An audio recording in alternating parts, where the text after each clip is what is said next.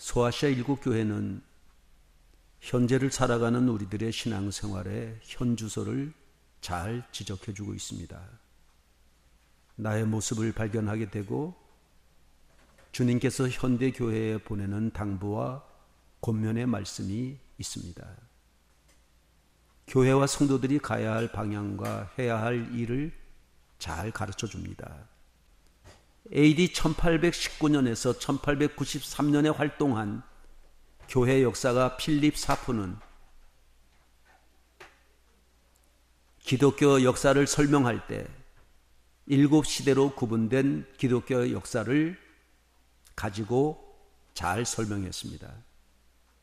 그래서 일곱 시대로 구분된 기독교 역사를 가지고 소아시아 교회를 해석하면 큰 무리 없이 해석이 됩니다. 첫째, 사도시대. 둘째, 환난과 핍박의 시대. 셋째, 국가와 교회의 타협시대. 넷째, 중세시대. 다섯째, 종교개혁시대. 여섯째, 개신교 정통주의 시대. 일곱째, 세계 선교시대. 여기에 일곱 교회가 딱 들어맞게 됩니다. 요한계시록 소아시아 일곱 교회가 꼭 그렇습니다. 일곱 시대로 구분된 기독교 역사는 사도 요한의 시대부터 세상 끝날까지 시대의 특성을 애언적으로 잘 보여주고 있습니다. 일곱 교회로 구분된 기독교 역사를 연대별로 보면은 에베소 사도시대 1세기 AD 31년부터 100년까지, 서머나 박해시대 2세기에서 3세기 313년까지, 버가모 세속시대 4세기에서 5세기 538년까지, 두아디라 중세시대 6세기에서 14세기 1517년까지, 사대 종교개혁시대 15세기에서 18세기 1798년까지, 빌라델비아 개신교 부흥시대 19세기 1844년까지, 라오디게아 마지막 시대 현재에서 주님의 재림까지. 이 구분은 조금의 오차도 없는 시대의 구분이라고 생각할 필요는 없습니다. 그러나 각각의 사건과 시대에 필요한 일들이 역사적으로 해당 연도에 일어났기 때문에 필요하다고 생각합니다. 정확성의 문제보다는 시대별로 구분하는 것이 계시록 소아시아 일곱 교회를 이해하는 데 매우 유용하다고 생각합니다. 간단히 말해서 서머나 시대의 교회는 313년에 끝나게 되는데 313년에 200여 년 동안 계속되어 온 교회의 박해가 드디어 로마 황제 콘스탄티누스의 밀라노 칙령으로 박해의 시대가 끝나고 기독교의 자유가 오게 됩니다.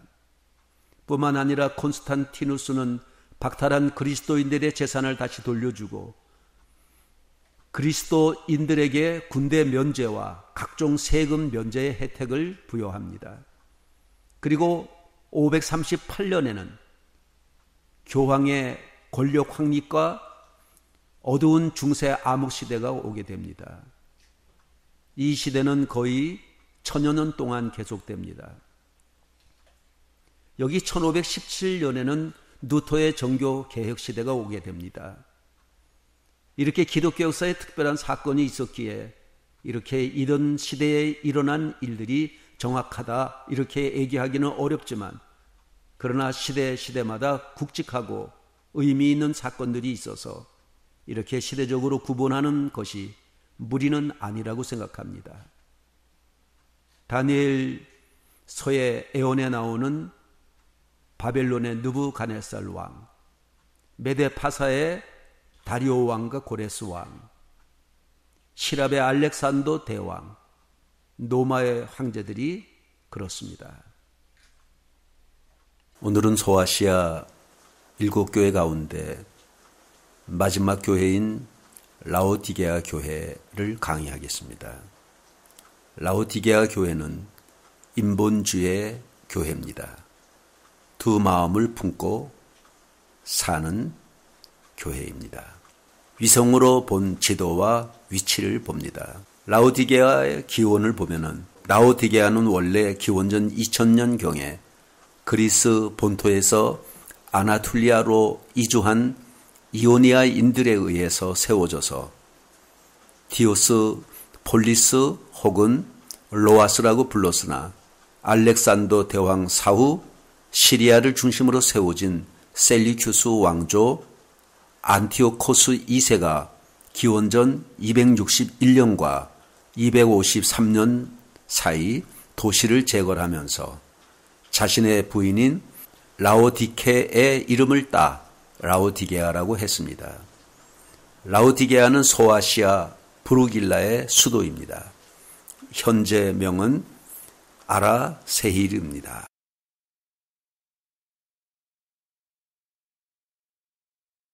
라오디게아를 소개하는 영상을 봅니다.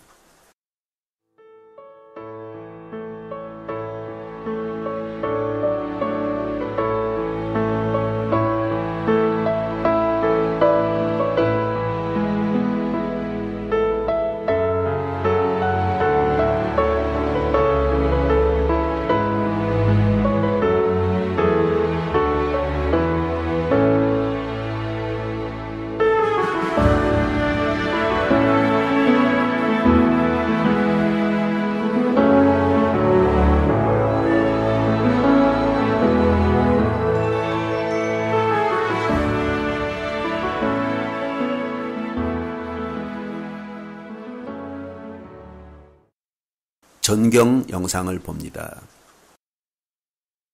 라오디게아는 금융과 은행의 도시입니다. 그래서 은행업자들과 고리 대금업자들이 많이 활동했었는데 당시 로마 라티움 출신 유명한 정치가이자 철학가요 문학가인 키케로는 유대인들이 예루살렘에 보내는 20파운트의 금을 빼앗았다고 기술하고 있습니다. 기원전 51년 소아시아를 여행할 때 그는 이곳에서 2달 동안 머물며 수표를 현금으로 교환해 간 일이 있었습니다. 또 노마의 역사가 타키투스의 기록에 의하면 라오디게아는 당시 지상에서 가장 부유한 도시였는데 주 13년과 61년 대지진으로 완전히 파괴되었을 때도 노마 중앙정부의 지원 없이 지방 정부만의 힘으로 재건했을 정도였다고 합니다. 라오디게아는 휴양의 도시요 온천의 도시 까모갈레가 바로 옆에 있습니다. 또 라오디게아는 의약 제조의 도시입니다. 눈에 바르는 연고인 안약을 제조하여 수출했습니다. 라오디게아란 뜻을 보면은 라오디게아는 인본주의의 교회인 세속화된 교회입니다. 세속의 상징, 세속화의 대표적인 교회입니다. 영어로 라오디케아입니다. 라오디게아의 어원은 라오스 백성이라는 말과 디케, 공의라는 합성어로 백성의 공의, 백성의 옳은 판단을 뜻합니다. 라오디게아의 발람이 백성을 통치하다의 반대어로 주권이 백성에게 있음을 말합니다. 거룩한 성이라고 하는 노마오의 히에라 볼리가 바로 옆에 있습니다. 라오디게아란 이름의 뜻은 right to laity, 즉 민권교회를 의미합니다. 이때는 교역자인 주의 종들보다 평신도들의 눈이 더 밝아지는 교회 시대요. 평신도들의 고난이 강화되어 마음대로 주의 종들을 쫓았다가 불러들였다가 하는 교회 시대요. 영적으로 바로 타락한 교회 시대입니다. 에베소 교회 니골라당은 백성을 주관하다, 다스리다는 뜻이고 보가모 교회의 발람이 백성을 통치하다는 뜻을 가지고 있는데 그 반면에 주권이 백성에게 있음을 말합니다. 오늘 본문 말씀인 요한계시록 3장 14절에서 22절에 라오디게아 교회 사자에게 편지하라. 아멘이시오 충성되고 참된 증인이시오 하나님의 창조의 근본이신 이가 이르시되 내가 네 행위를 아노니 뇌가 차지도 아니하고 뜨겁지도 아니하도다. 뇌가 차든지 뜨겁든지 하기를 원하노라. 뇌가 이같이 미지근하여 뜨겁지도 아니하고 차지도 아니하니 내 입에서 너를 토하여 버리리라. 뇌가 말하기를 나는 부자라 부요하여 부족한 것이 없다 하나 뇌의 공고한 것과 가련한 것과 가난한 것과 눈먼 것과 벌거벗은 것을 알지 못하는도다. 내가 너를 권하노니 내게서 불로 연단한 금을 사서 부요하게 하고 흰옷을 사서 입어 벌거벗은 수치를 보이지 않게 하고 안약을 사서 눈에 발라 보게 하라. 물은 내가 사랑하는 자를 책망하여 징계하노니 그러므로 뇌가 열심을 내라 회개하라.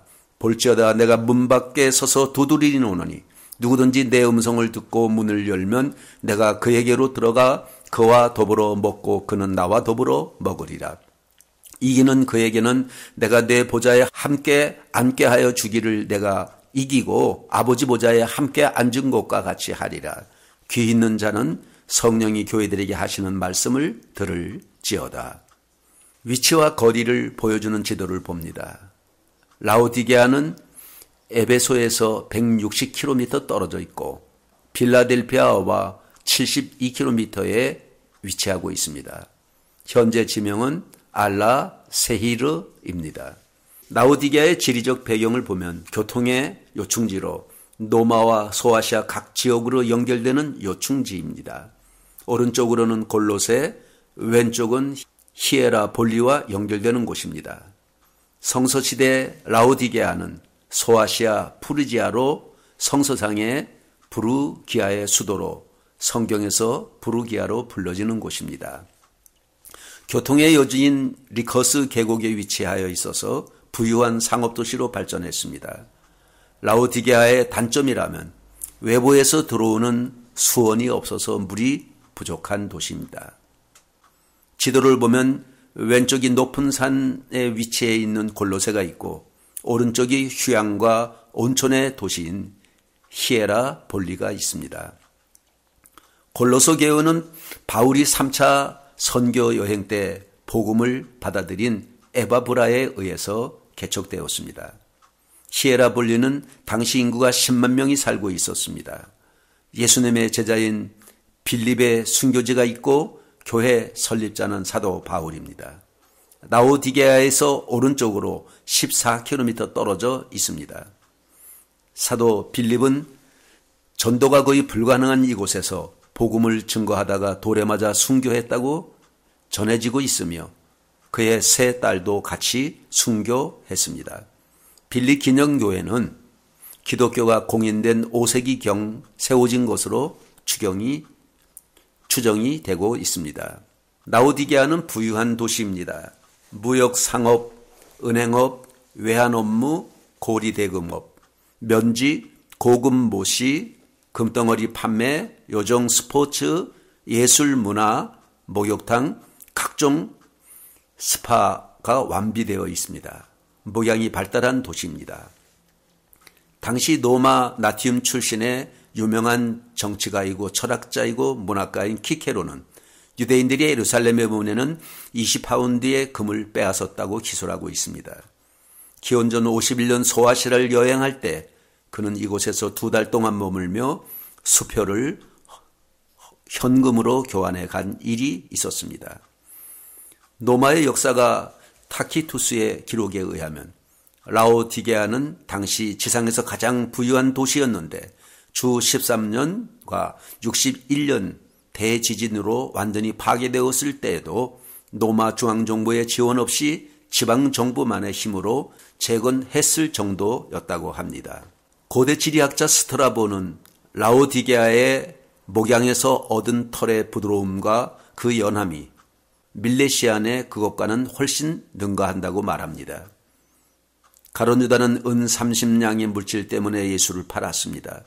성서 고고학자 김성 교수는 주님은 물질의 부요함과 의학기술이 뛰어나 교만에 빠진 라오디게아 교인들의 교만함을 꾸짖으셨다며 이들의 물질적 부요함과 세속적 자부심은 결국 영적 궁핍함의 원인이 되었다고 합니다. 라오디게아는 은행업, 무역 또는 고리 대금으로 많은 돈을 번 부자들이 질비했고 심지어는 집집마다 금덩어리를 보유하고 있었다고 합니다.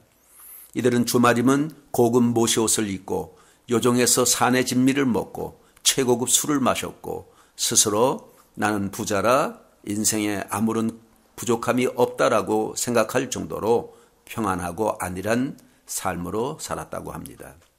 또한 라오디게아는 유대인의 정착지입니다. 그래서 많은 유대인들이 살고 있었다고 합니다. 역사학자 요세푸스의 기록에는 라오디게아는 상당히 많은 유대인들이 살고 있었던 것 같다고 했습니다. 또한 라오디게아는 관광과 휴양의 도시입니다. 거룩한 성, 모카성이라고 하는 히에라볼리가 있습니다. 히에라볼리는 모카성이란 뜻의 파묵갈레로 불리고 있습니다. 파묵갈레는 온천 지역이고 모카 생산지로 유명합니다. 이곳에서 나는 면제품의 질이 너무 좋았기 때문에 로마 제국이 이 지역을 통치할 때는 원로원에서 입는 흰옷을 라오디게아에 주문 제작하기도 했습니다. AD 2세기에 로마 하드리안 황제와 카라칼라 황제가 이곳을 방문하여 휴양하고 갔다는 기록이 있습니다.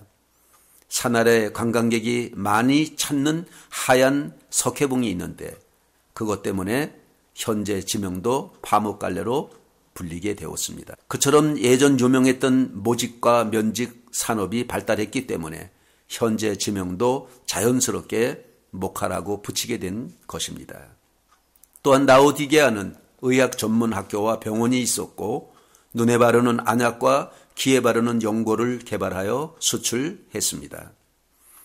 버가모의 페르가몬의 유명한 철학자이자 의사였던 갈렌에 의하면 기원 후 2세기까지 오지 라오디게아에서만 생산되는 방향성 식물로 귀를 튼튼하게 만드는 약 연고가 제조되었으며 안약 산지로 유명했던 라오디게아는 프리기안 가루로 만든 가루를 필요한 부분에 펴서 바르는 안약이 눈병 치료로 널리 사용되었다고 묘사하고 있습니다. 아리스토텔레스도 프리지안 가루를 안약으로 언급하기도 했습니다. 또한 의학교와 교수 이름이 동전에 새겨질 정도로 의학으로 명성을 떨쳤던 곳입니다. 라오디게아의 의학의 발달을 보면 당시 라오디게아는 근처 히에로볼라에서 흘러내리는 따뜻한 온천물이 이곳에서 메안더강 지류인 리쿠스강과 만나기 때문에 곳곳에서 제사를 드리면서 잡은 짐승의 피가 미지근한 물로 인해 오염돼 많은 질병이 생기게 되었던 곳입니다. 특히 눈병과 귀 질환을 유발시키게 되었답니다. 이에 따라 이 지방에서 나는 귀병 치료 특효약과 콜로니온이라고 불리는 안약은 특히 유명했다고 합니다. 그래서 라오디게아는 의료 도시로 명성을 얻게 되었습니다. 라오디게아는 근처의 히에로볼라에서 흘러내리는 온천물이 이곳에서 만나기 때문에 질병 치료에 도움을 주었을 뿐 아니라 귀병을 치료하는 특효약과 콜로니온이라고 불리는 안약의 산지로 유명하여 온천수 덕분에 당시 라오디게아는 기병을 치료하는 특효약과 안약의 산지인 의료 도시로 명성을 얻게 되었습니다. 그 약이 나리드와 콜로니온으로 눈병에 바르는 안약입니다. 돌가루로 만듭니다. 지방에서 나는 귀병 치료 특효약과 콜로니온이 있습니다. 또한 라오디게아는 아스클레피온 병원이 있었습니다. 귀에 바르는 연고로 콜로니온을 개발했습니다. 눈에 바르는 안약으로 푸르지안 돌을 개발했습니다. 또 라오디게아는 송수관으로 유명합니다. 당시 부유하게 살았던 라오디게아인들은 토기 송수관으로 뜨거운 히에라볼리에서 물을 끓여들여 사용했습니다. 그러나 파묵갈레에서 라오디게아까지 온천수가 오는 동안 물이 식어 미지근해졌다고 합니다. 이곳에서 9km 떨어진 히에라볼리의 온천수를 수로를 통해 들어오게 했습니다.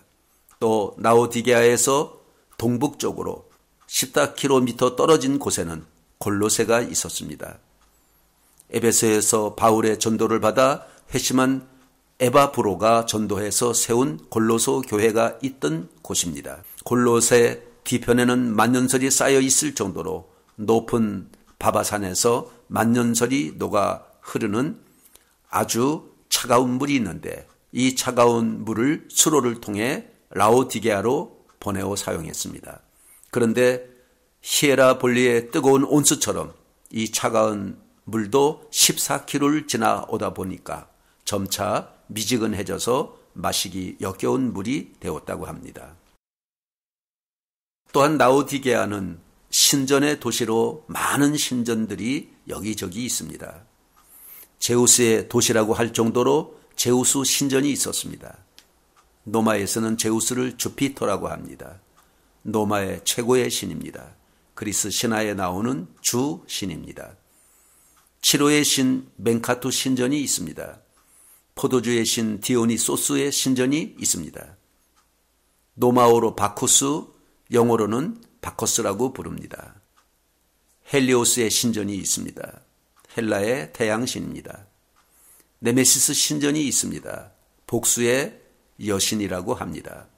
세라피스 신전이 있습니다. 이집트 승합의 신입니다. 헤라 신전이 있습니다. 제우스의 누이이자 아내입니다. 아테나 신전이 있습니다. 그리스의 파르테논 신전입니다.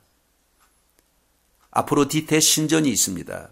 그리스의 사랑과 미의 여신입니다. 카리안 신전이 있습니다. 님프 에움 신전이 있습니다. 이 신전은 지금 발굴 중입니다. 라오디게아에서 황제 숭배는 하지 않았다고 합니다. 그 외에 유대인 회당과 라오디게아 신전이 있었다고 합니다. 이곳은 큰 지진이 있었습니다. 이렇듯 멋지고 아름답고 부유했던 삶을 산 라오디게아에는 몇 차례의 대규모 지진으로 현재 교회터로 볼 수 있는 유적 하나와 야외극장 하나만이 덩그러니 남아 있습니다. 주 17년과 60년 때 대지진이 일어나 막대한 피해를 입었는데도 불구하고 소아시아의 다른 도시들과 달리 전혀 로마 정부나 외부의 원조를 받지 않고 시를 재건할 정도로 탄탄한 경쟁력을 갖춘 도시였습니다. 라오디게아의 문화생활시설을 봅니다. 라오디게아는 한창 번성할 때는 아나톨리아에서 가장 큰 경기장이 있었고 2개의 극장과 4개의 목욕탕 그리고 5개의 광장이 있었다고 합니다. 국제 도시로 여러 민족이 이곳에서 생활했다고 전해지고 있습니다. 라오디게아는 로마 제국 시대에 이미 스포츠, 예술, 문화 그리고 상업이 발달한 도시였습니다. 의학 교육도 중요시해서 의학 전문 학교까지 설립되었다고 합니다. 이렇게 도시가 발달할 수 있었던 것은 라오디게아가 상업과 교통의 요지였기 때문입니다. 라오디게아 교회의 설립은 이렇습니다. AD 58년에서 57년 바울이 3차 전도 여행 때 전도된 바울의 제자 에바브라가 라오디게아 교회를 설립한 것으로 추측이 됩니다. 바울의 전도로 복음이 들어갔습니다. 눈바의 집이 교회였습니다. 에바브라는 라오디게아 교회 일대 감독입니다. 아킨보도 라오디게아 교회에 감독을 했다는 기록이 있습니다. 라오디게아의 복음을 전한 이는 사도 바울의 선교 동역자인 에바브라였습니다. 특히 골로새서 4장 15절에 보면 라오디게아에 있는 형제들과 눈바와 그 여자의 집에 있는 교회에 문안하라고 하는 것을 볼 때 라오디게아 교회는 눈바라는 여자의 집에 세워졌음을 알 수 있습니다. 초대 감독은 에바브라였습니다. 에바브라가 라오디게아 교회의 설립자입니다. 라오디게아 교회는 AD 313년 콘스탄티누스 황제가 밀라노 칙령을 통해 기독교의 자유를 선포한 직후 건설되었습니다. AD 4세기 라오디게아가 기독교인들의 순례 중심지가 되었다고 합니다. 그러다가 AD 494년 다른 도시의 유적들처럼 이 교회도 지진으로 심한 손상을 입었고 AD 7세기 초반 다시 일어난 지진으로 완전히 폐허가 되고 말았습니다. 라오디게아에서는 종교회의가 열렸습니다. 라오디게아 종교회의는 콘스탄티누스 황제가 321년 1차 니케아 회의를 소집하고 또 콘스탄티누스 황제는 325년 니케아 회의를 다시 소집합니다. 343년 사르디카에서 종교회의가 있었고 363년 라오디게아에서 종교회의가 있게 됩니다. 이때 회의에서 성경 목록을 결정하게 됩니다.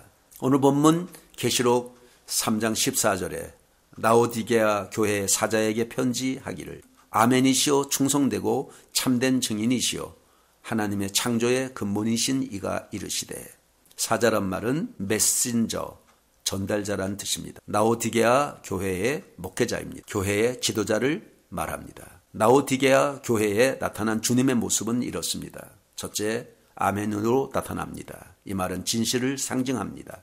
두 번째, 충성되고 참된 증인으로 나타납니다. 십자가에서 충성한 주님의 모습입니다. 셋째, 창조의 근본으로 나타납니다. 물질도 주님이 창조하셨다고 말씀하십니다. 라오디게아 교회를 향해서 주시는 주님의 진단입니다. 주님은 라오디게아 교회의 진상을 말씀하십니다. 오늘 3장 15절에 내가 네 행위를 아노니 뇌가 차지도 아니하고 뜨겁지도 아니하도다. 뇌가 차든지 뜨겁든지 하기를 원하노라. 여러분, 중간 노선은 비극입니다. 미지근하면 토하여 낸다고 주님이 말씀하십니다. 차든지 더웁든지 해야 됩니다. 라오디게아 교인들을 향하여 예수님은 그들이 미지근하다고 책망했습니다. 무엇이 미지근하다고 하시는 것일까? 믿는 것도 아니고 안 믿는 것도 아니고 당기면 늘어나고 놓으면 들어가고 이런 교회가 바로 라오디게아 교회의 모습입니다. 그리고 이런 교인이 바로 라오디게아 교회의 교인입니다. 교회에 나오고 싶으면 나오고 싫으면 안 나오고 선택하라 양자택일입니다. 차든지 더웁든지 하라는 것입니다. 두 마음을 품고 사는 자, 세상과 교회 양다리하고 생활하는 자, 신앙생활에 회색지대는 없습니다. 한 사람이 두 주인을 섬길 수 없습니다. 15절에서 19절은 라오디게아 교회를 향한 주님의 책망과 권면이 있습니다. 내가 네 행위를 아노니 뇌가 차지도 아니하고 뜨겁지도 아니하도다. 뇌가 차든지 뜨겁든지 하기를 원하노라. 오늘 본문 16절에 뇌가 이같이 미지근하여 뜨겁지도 아니하고 차지도 아니하니 내 입에서 너를 토하여 버리리라. 본절은 15절에 대한 결과론적 진술입니다. 차지도 더웁지도 아니한 자가 처하게 될 것, 즉 결국에 대한 주님의 책망에 대한 선언입니다. 여기에서 미지근하여는 열성이 없는 이라는 의미입니다. 신앙에 있어서는 결코 회색지대나 중간지대가 존재하지 않습니다. 이것이냐 저것이냐 중에서 양자택일만이 있을 뿐입니다. 그래서 예수님께서도 마태복음 6장 24절에 한 사람이 두 주인을 섬기지 못할 것이니 혹 이를 미워하고 저를 사랑하거나 혹 이를 중히 여기고 저를 경히 여김이라. 너희가 하나님과 재물을 겸하여 섬기지 못하느니라. 그렇게 말씀하셨습니다.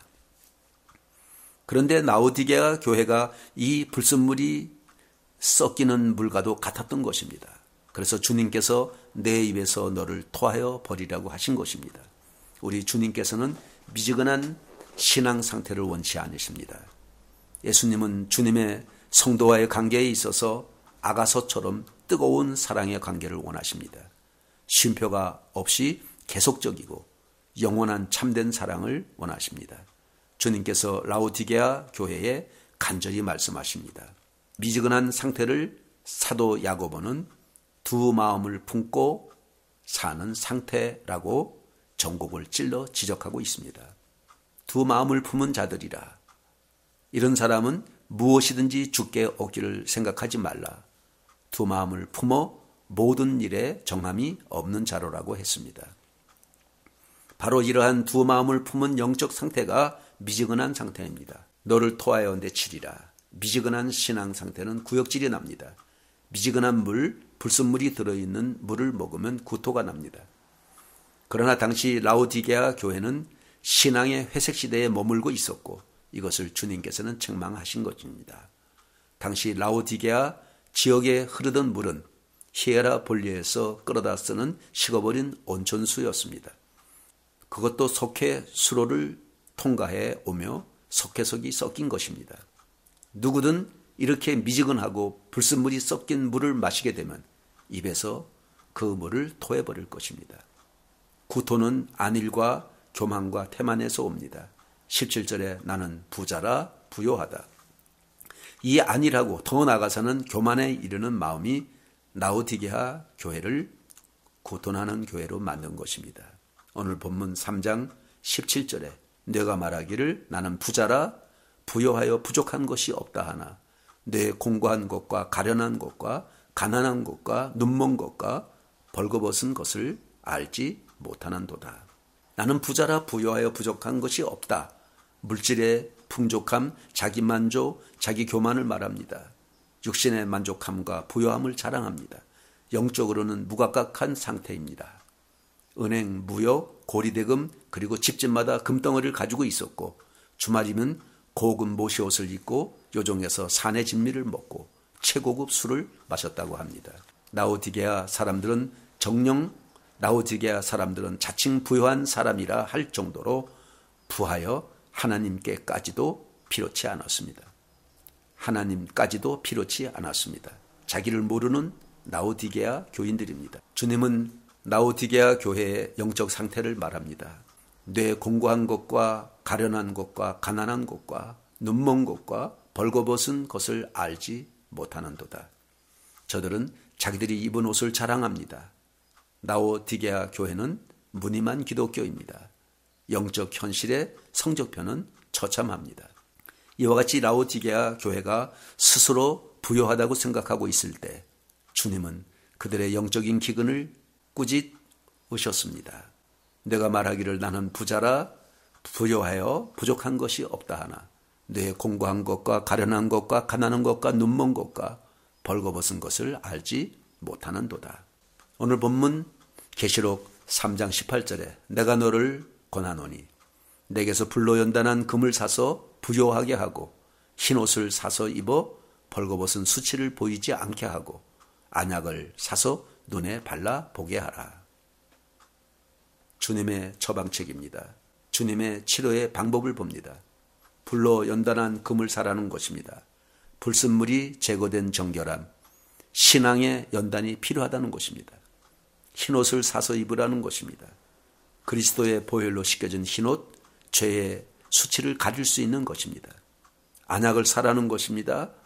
영적 소경의 눈을 뜨게 할 수 있는 신령한 은사를 말합니다. 왜 나를 볼 수 없는가? 자기는 부족함이 없기 때문입니다. 자화자찬입니다. 불로 연단한 금을 사서 부요하게 하라는 것입니다. 은행에 모아둔 부가 너희의 삶을 풍성하리라는 것이 아니라 시련을 극복해서 믿음으로 부요해지기를 힘쓰라는 것입니다. 믿는 사람들이 세상 사람들과 다른 이유가 있다면 가진 것이 없어도 사는 기쁨이 믿음 한 가지로 만족하는 것입니다. 흰옷을 입어 벌거벗은 수치를 가리라는 것입니다. 라오디게아는 그 지역이 양모 산업이 발달되어 고급 옷감으로 자신들을 치장했습니다. 이로 인해 자신들의 탐욕스러운 마음은 드러나지 않습니다. 인격적으로도 문제가 있어도 옷이 날개이기에 다 가릴 수 있었습니다. 겉을 가리면 속은 보여지지 않는다고 생각했습니다. 사람들이 유명 제품의 옷을 입으면 달라 보인다고 해서 그런 옷을 좋아합니다. 동대문 시장에서 사 입는다고 그 사람의 인격이 동대문 시장과 같습니까? 인격이 만들어지는 것은 아닙니다. 그 옷에서 보다 그 사람의 성품에서 비춰지는 말투와 행동이 그 사람의 모습을 제대로 파악할 수가 있는 것입니다. 믿는 사람들에게 권고하시는 주님의 말씀은 흰옷, 즉 거룩함으로 마음의 옷을 입으라는 것입니다. 거룩한 옷은 내면의 옷입니다. 그리스도를 주로 고백하는 사람들이 그들의 일상에서 입게 될 옷입니다. 자신의 죄악의 수치를 가리는 사람이 정말 옷을 잘 입는 사람입니다. 우리말에 집에서 새는 바가지 나가서도 샌다는 말이 있습니다. 자기 내면을 잘 관리하지 못하면 우리의 가정도 교회 공동체도 건강하게 변화될 수 없는 것입니다. 병을 말해야지 여러 사람들의 도움을 받을 수 있듯이 자신의 죄도 허물도 하나님께 고백하며 자신의 회복을 위해 드러낼 때 고침과 회복의 역사가 일어나는 것입니다. 안약을 사서 눈에 발라 보게 하라는 것입니다. 라오디게아 지역의 특산물은 안약이었습니다. 잘 보이지 않는 눈을 위해서는 안약을 사서 열심히 바르는 것입니다. 육체의 문제는 약을 바르거나 치료하면 결과가 있습니다. 그런데 영적인 문제는 어떻게 치료할 수 있겠습니까? 먼저는 자신의 영적인 실상을 알아야 하지 않습니까? 영적으로 문제가 있구나 하는 문제의식이 있어야 됩니다.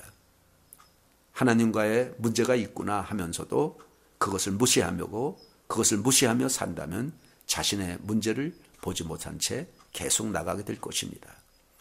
라오디게아 교회는 처음부터 영적으로 게으르고 나태하지는 않았습니다. 현실과 타협하는 삶을 살기 시작하면서 하나님보다는 자신의 문제 안으로 빠져들어가기 시작했습니다. 사람들은 힘들다고 하면서도 좀처럼 자신의 문제를 내려놓지 않습니다. 그것은 자신이 끝까지 지고 가야 할 과제로 생각하기 때문입니다. 라오디게아 교인들이 보이지 않는 눈 때문에 안약을 발랐던 것처럼 안약을 바르는 작업이 우리의 삶에도 필요합니다. 안경을 쓰면 잘 보이지 않던 글씨가 보이는 것처럼 성령의 능력을 잊게 되면 자신의 영적인 실상을 보게 됩니다. 계시록 3장 19절에 물은 내가 사랑하는 자를 책망하여 징계하노니 그러므로 네가 열심을 내라 회개하라는 말씀입니다. 19절 말씀은 경고처럼 보입니다. 사랑하는 자를 책망하여 경계하노니 열심을 내라 회개하라고 하십니다.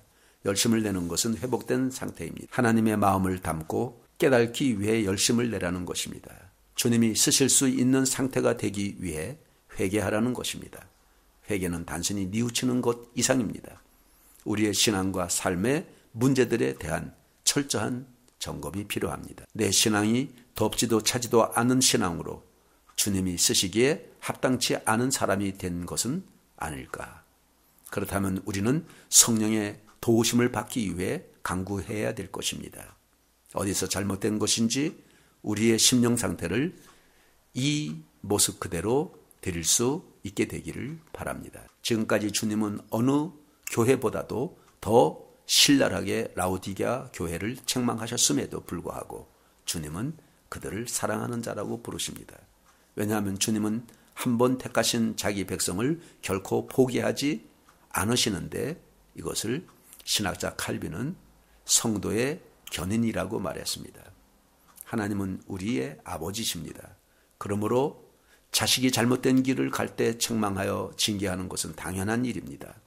그래서 신명기 8장 5절에 너는 사람이 그 아들을 징계함같이 내 하나님 여호와께서 너를 징계하시는 줄 마음에 생각하라고 기록되어 있습니다. 만약 잘못해도 책망받지 않는 성도는 이미 주님의 사랑에서 멀어진 것입니다. 좀 더 정확하게 표현해 봅니다. 나만을 뜨겁게 사랑하라. 그렇지 못했음을 회개하라. 그렇지 않으면 토하여 내치리라. 신앙생활은 우리 주 예수 그리스도만을 향한 뜨거운 사랑과 정성입니다. 그리고 진정한 신앙은 언제나 참된 회개에서 시작됩니다.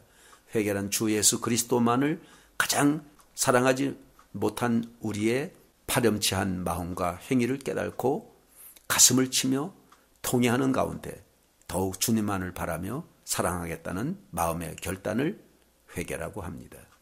즉 회개란 주 예수 그리스도께 다시 돌아가 그분께 마음과 삶을 다 드리는 것입니다.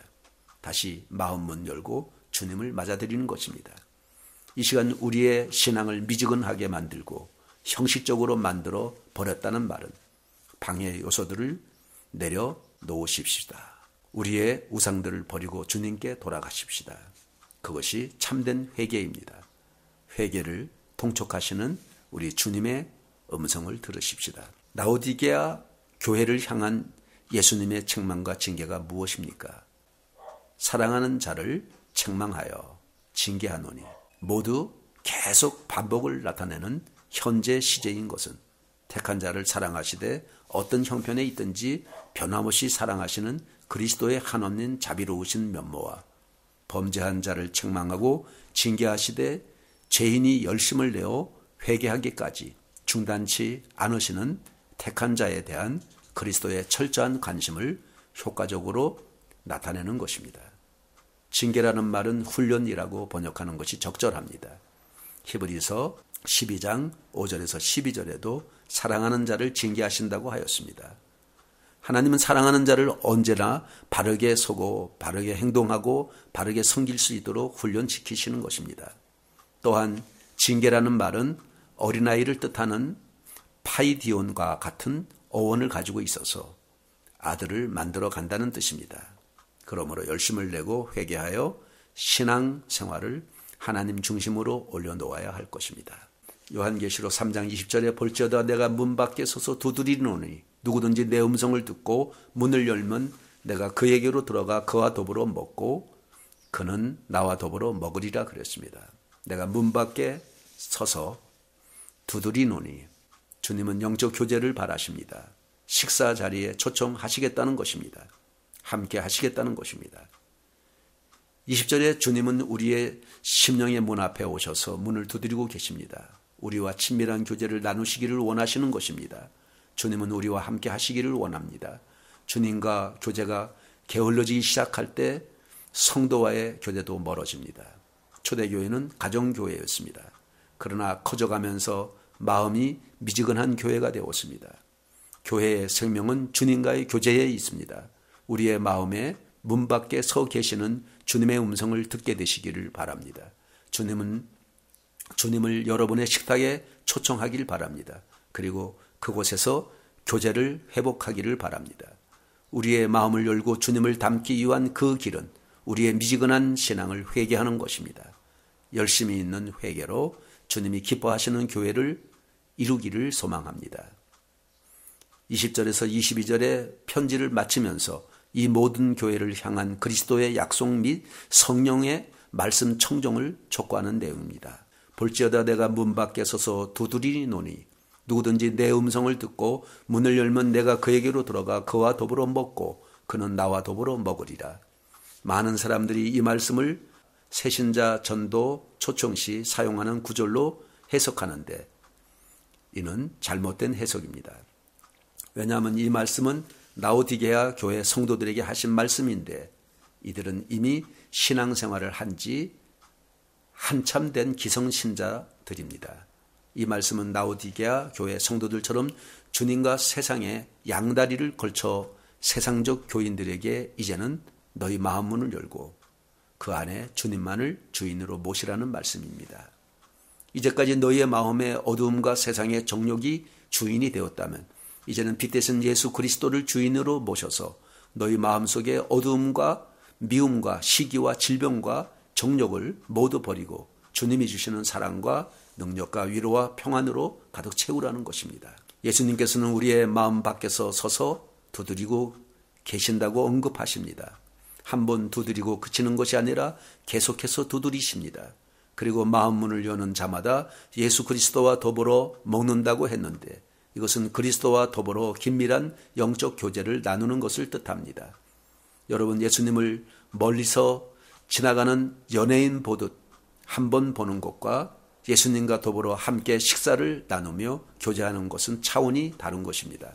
여러분 가운데 아직까지도 예수님을 피상적으로 알고 있는 것에 머무는 신앙생활 가운데 있는 분이 있다면 이제는 예수님과 더불어 먹고 마시고 교제하시는 성도가 되기를 바랍니다. 라오디게아 교회를 향한 예수님의 권면이 무엇입니까? 볼지어다 내가 문 밖에 서서 두드리노니 누구든지 내 음성을 듣고 문을 열면 내가 그에게로 들어가 그로 더불어 먹고 그는 나로 더불어 먹으리라. 주님이 문 밖에 서서 문을 두드리고 있는 것은 구원과 관계된 것이 아닙니다. 여기서 알 것은 구원은 우리의 의지와 상관없이 하나님이 일방적으로 개입하시는 사건입니다. 그러면 왜 문을 두드리시는가? 우리가 문을 잠그고 있기 때문입니다. 우리가 주님과 한 식탁에 앉은 것을 거부하고 문을 잠그고 있기 때문입니다. 식탁은 가족 관계를 말하며 식탁의 초청은 영광의 초청입니다. 다윗은 주님은 원수의 목전에서 내게 상을 베푸신다고 했습니다. 하나님의 가족으로 받고 대우하신다는 뜻입니다. 주님은 창기와 세리와 식사를 같이 하셨습니다. 누구든지 하나님의 가족으로 맞이하시는 복음의 메시지를 보여주시는 것입니다. 또한 문 밖에 서서 문을 두드리고 있는 주님의 모습은 아가서 5장 2절에서 신부의 방을 두드리는 신랑의 모습을 연상케 합니다. 교회를 향한 예수님의 애정이 얼마나 진하게 묻어 있는가를 보여줍니다. 문을 열면 식사를 같이 한다는 의미는 성찬과 더불어 현재적 화해와 종말론적인 혼인 잔치를 연상케 합니다. 주님의 초청과 주님이 함께하는 식탁의 자리 진정 필요합니다. 라오디게아 교회는 무늬만 기독교였습니다. 하나님과 함께 삶을 나누지 않았습니다. 그러므로 예수님은 우리가 영적인 모든 것이 치유된 후 한 식탁에서 가족 간의 관계를 누리도록 초청하신다는 것입니다. 그러므로 우리의 영적인 치유가 선제됩니다. 믿음과 행함과 영안이 치유되어야 합니다. 그런 다음에 주님을 우리의 사랑의 식탁으로 모셔야 할 것입니다. 물질적 부요를 영적 부요로 착각하고 허세로 문을 잠그고 있기 때문입니다. 엠마오로 가던 두 청년이 식탁에서 주님과 함께 먹고 마시면서 대화했습니다. 이때에 이들은 신령한 눈을 뜨게 됩니다.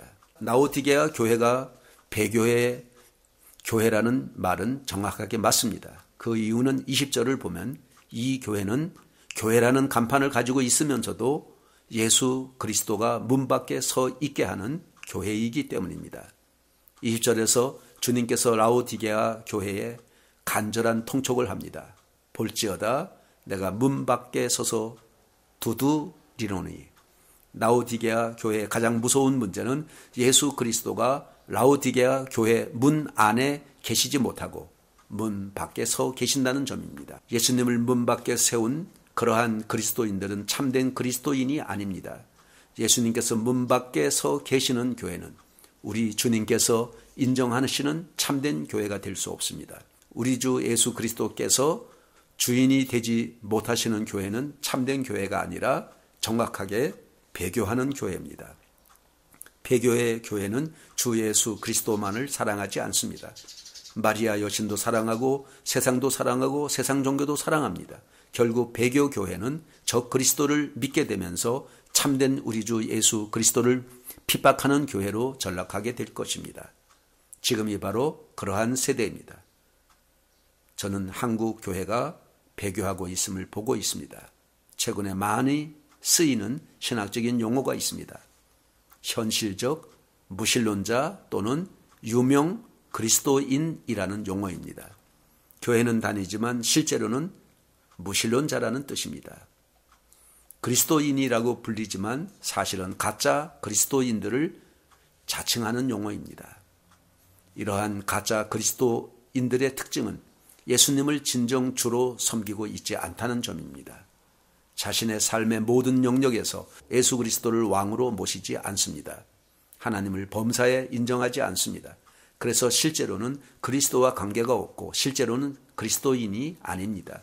그래서 현실적 무신론자 또는 유명 그리스도인인데 바로 이들이 라오디게아 교회이며 가라지 교회, 가라지 성도로 전락하고 있는 마지막 단계에 있는 교회입니다.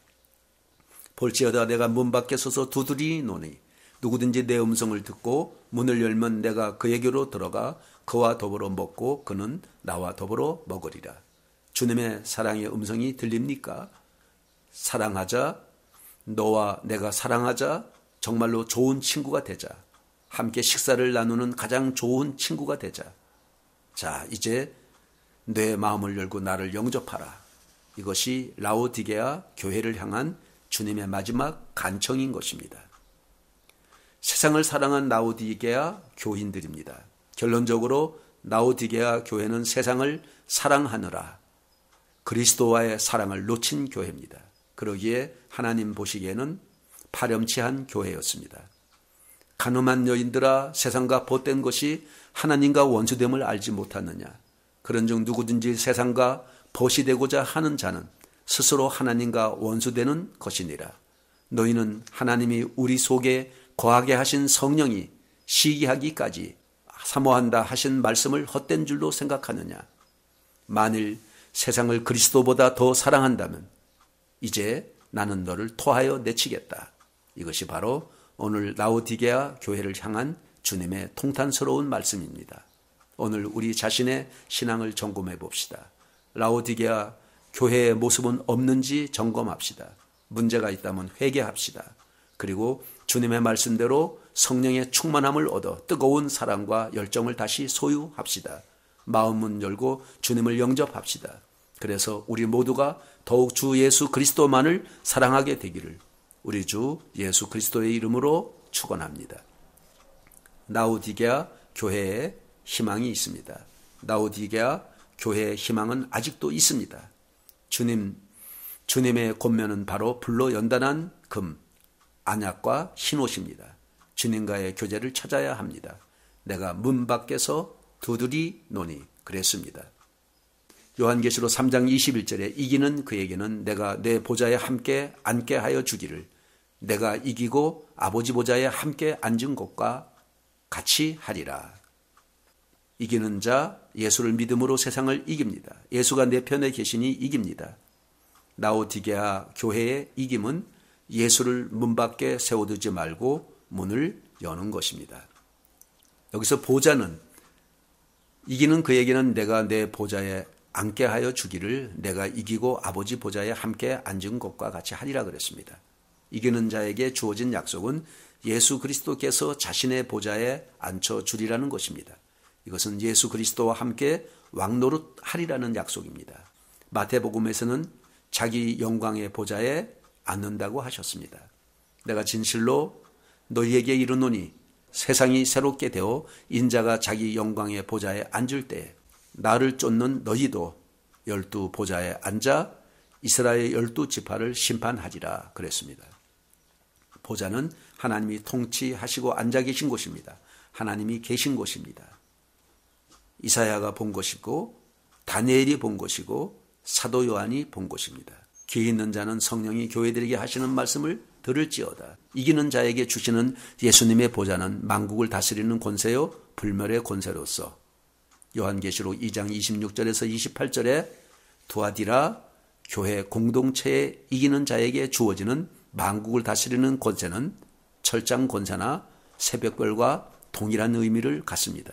예수 그리스도의 권세를 주십니다. 귀 있는 자는 성령이 교회들에게 하시는 말씀을 들을지어다.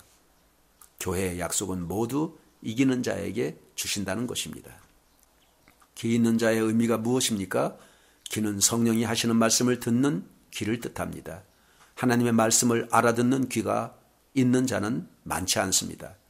더구나 마지막 때에는 사람들이 바른 교훈을 받지 아니하며 귀가 가리워져 자기의 사욕을 쫓아 스승을 많이 두고 또 귀를 진리에서 돌이켜 허탄한 이야기를 쫓는다고 했습니다. 그러므로 귀 있는 자는 들으라 라고 합니다. 요한계시록에서 7교회에 보낸 편지의 결과로 반복되어 있습니다. 성령으로 할례받은 자의 귀만이 들을 수 있습니다.